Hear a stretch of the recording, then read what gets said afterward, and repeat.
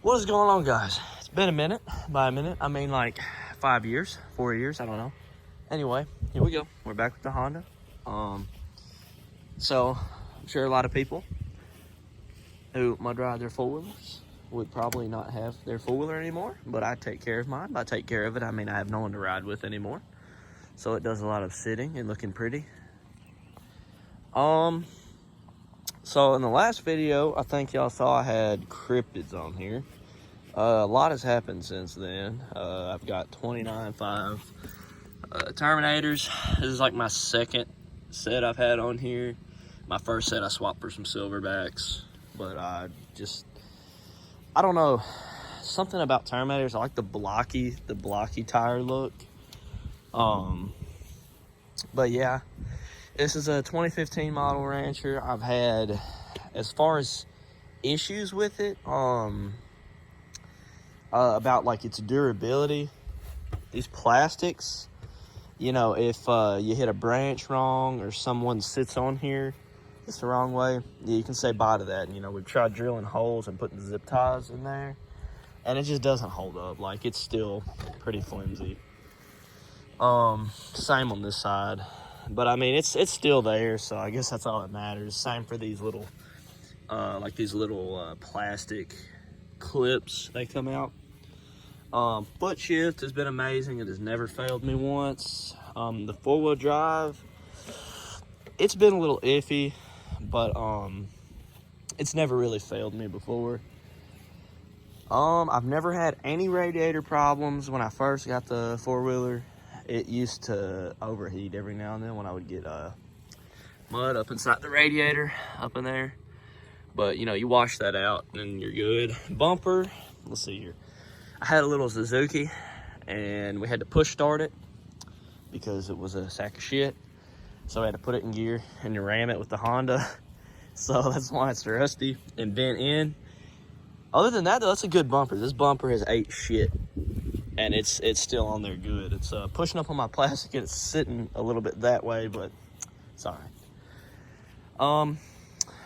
Yeah, though, I've had this bike since 2018, 2019. I do have a 2-inch lift on it. It doesn't need it. It never needed it.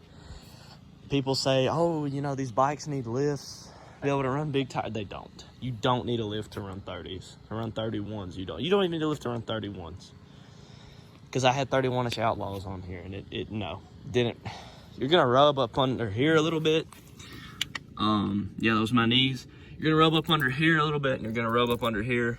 It's nothing to worry about at all. And then back here, this is the biggest problem, but it just rubs off. Like, a lot of people cut that shit. You don't need to cut it. Just let it rub off. You're fine. That's all I ever did. Yeah, though. Let's see, back here. Never had an issue out of the drive shaft somehow, miraculously. Out of all the shitty mud holes I put this thing through. Exhaust, I would run an HMF, but I don't really water ride this bike. But, you know, I don't want to run an HMF because not only is that a shitload of money, but they're not very good for water riding. Yeah. Other problems is the seat. It's not actually been tore. It's been left out here in this beautiful Arkansas summer heat, and it's had a fucking goat jump up on it a million times. And the snorkel, we did it ourselves. It's full PVC. It's not 100% sealed, but I'd give it, you know, it's fine. You know, you can take this thing racks deep and, I don't know, all day, and then just make sure you pull that plug down there and drain it every now and then, and you're good to go. But it's a damn Honda. It's fine. But yeah, though, it's been a great four-wheeler. I love it. I still love it to this day. I have no plans on getting rid of it. And does it turn these tires? Yes and no. If you're not going through clay and stuff, you know, you'll be fine if you want to run 28s, 29.5s, 30s. But if you're getting a 420 and You know, if you're getting a 420, I wouldn't run any higher than 28s. But if you're getting a clutch kit or a gear reduction, you can run, you know, 30s and you'll be all right. But yeah, though, the main reason why I think these bikes are superior is for 2 reasons. And that's because they're geared. You don't have to worry about your belt getting wet.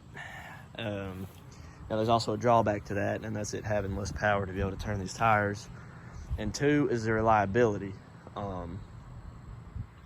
You know, that paired with it being geared, you know, makes them great for the water. And I'm not about to act like I know a shitload of stuff about these, because I don't. But yeah, though, I just thought I'd give y'all an update video on the 4-wheeler. And I guess expect to see some more content soon. Truck stuff, I don't know, a little bit of everything. But yeah, my opinion over the past years has not changed about these bikes. I love them. All right, I'll see you guys in the next video.